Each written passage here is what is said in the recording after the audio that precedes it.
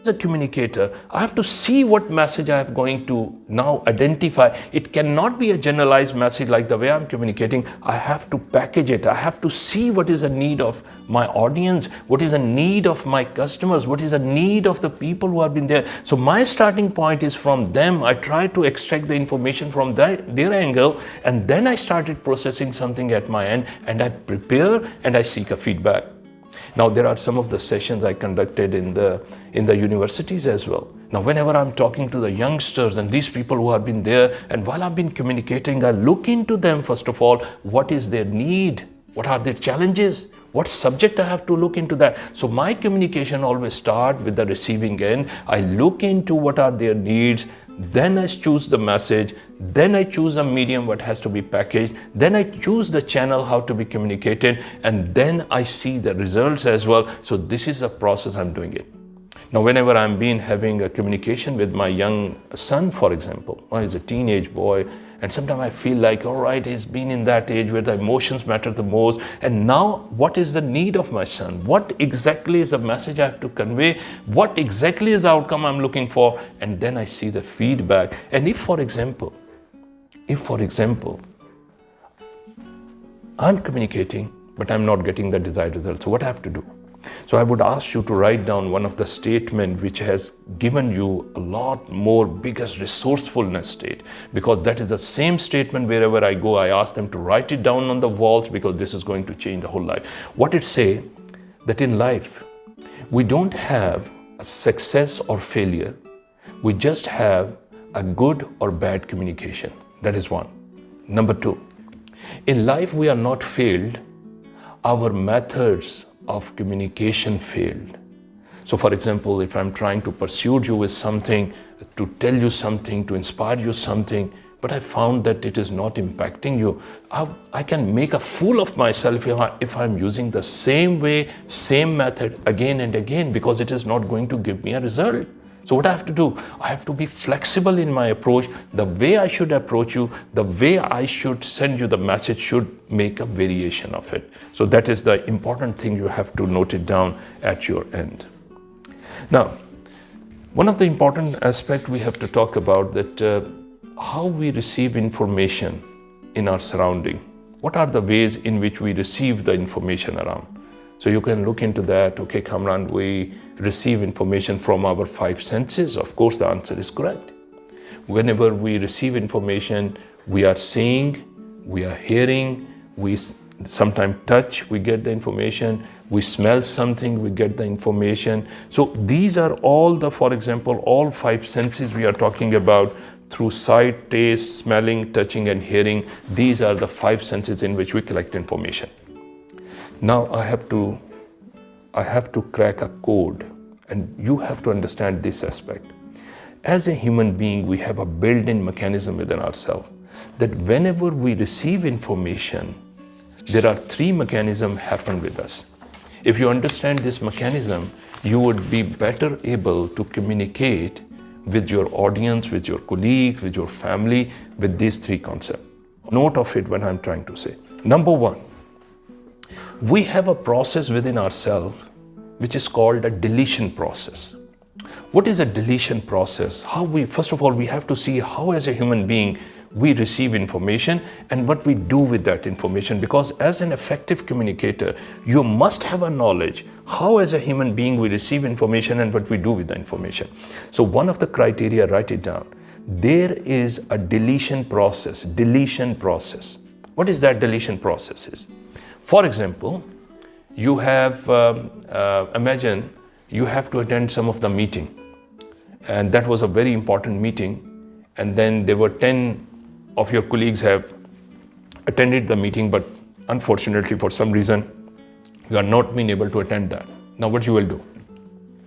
You go to each one of them and ask the question, what was the discussions which has been happened in this meeting? Now that's a simple question. So what is the answer you are going to get? So one of your colleagues will say something about the meeting, what they have got. The second person will say something about the meeting. The third person will say something. The fourth person will say something. Now, my question is, when you put all of their responses in front of you, are they going to be the same information by all, or it is going to be a little bit different information? Think about it. 10, 12 people attending the same meeting, same time, same information, but when they give a feedback, do they give the same feedback? Answer is no.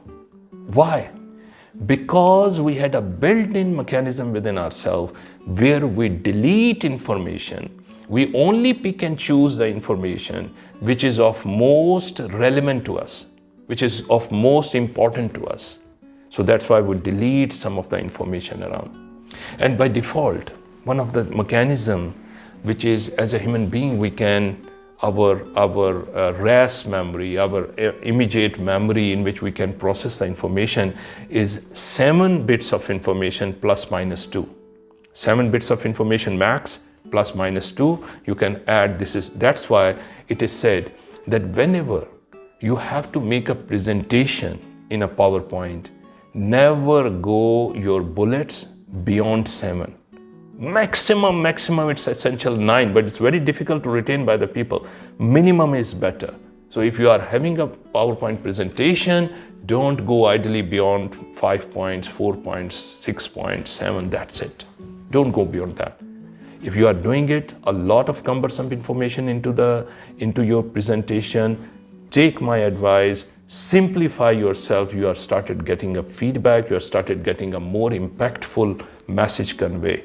So take this point that whenever you have to make, don't put more than 5 to 7 points into your PowerPoint slide, because by default, my immediate memory, my processing mind cannot process more than 7 to 9 bits of information at the same time. If you will give me 15, I'm going to forget a lot.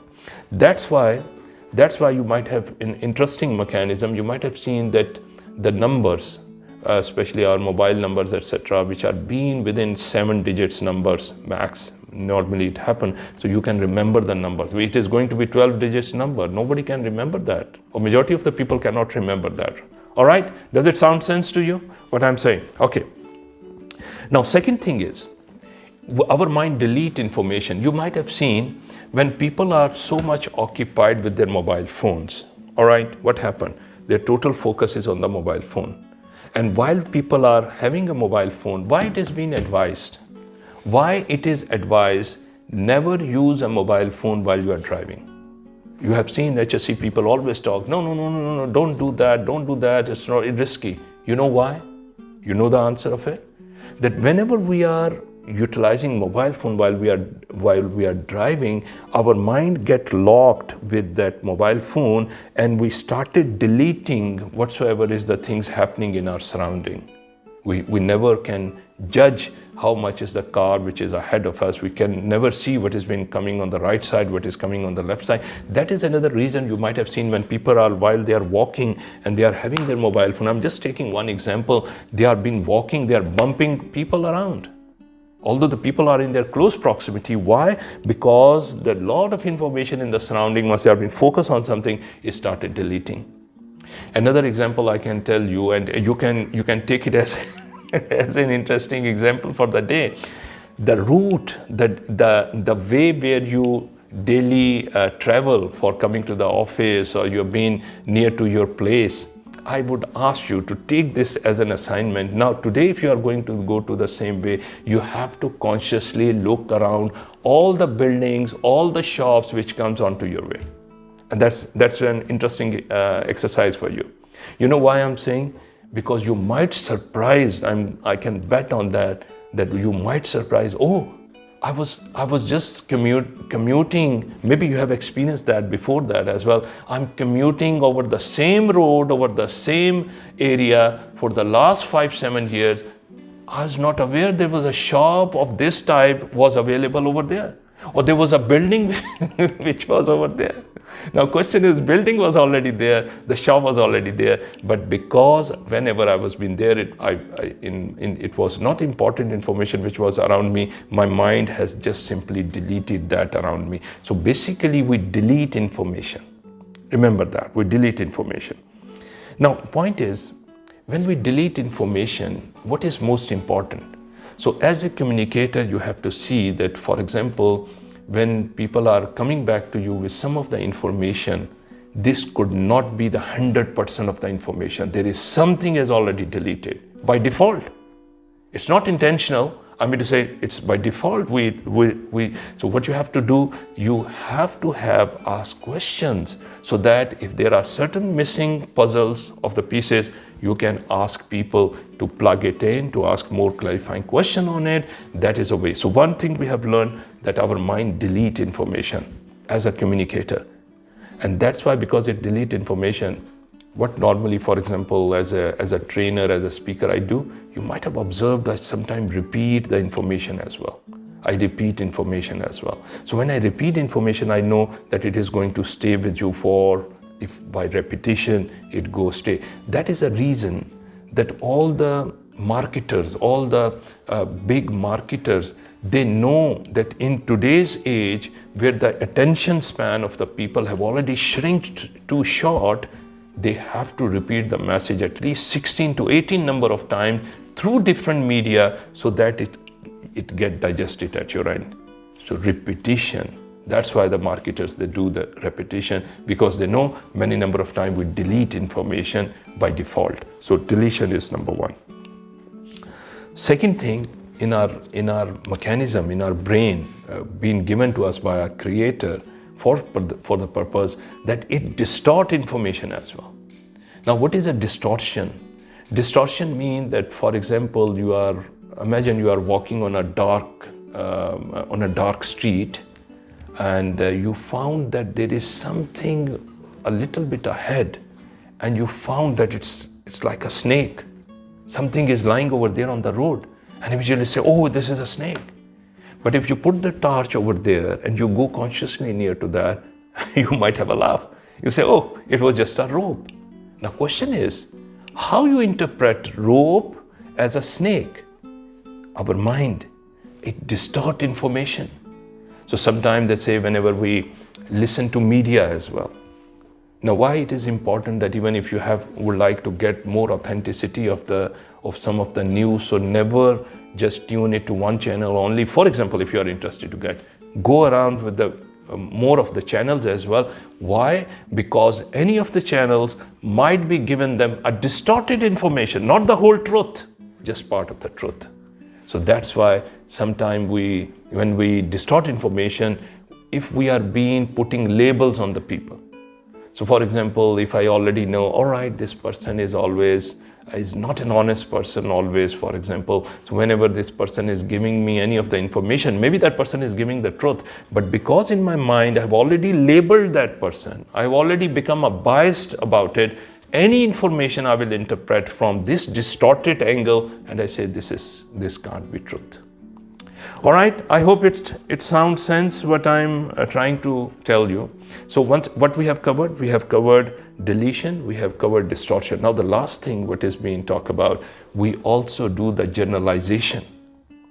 Now what is generalization is all about? Generalization, in technical terminology, it is called a universal qualifier. Either on one side, on both the side, either it's always or none.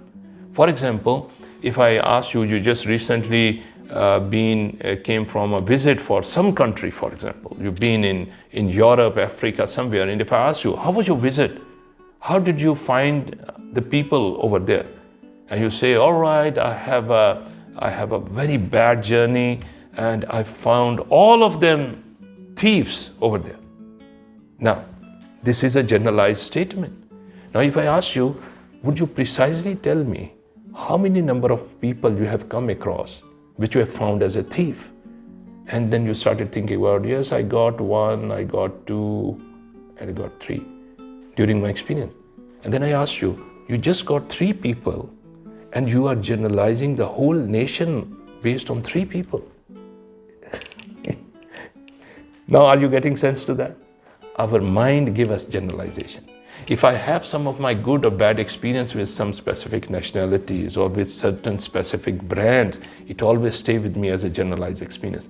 Of it, number one, we have talked about how the message communicated in the communication process, and we have also learned how our human brain actually do the 3 process, which is called deletion, distortion and generalization.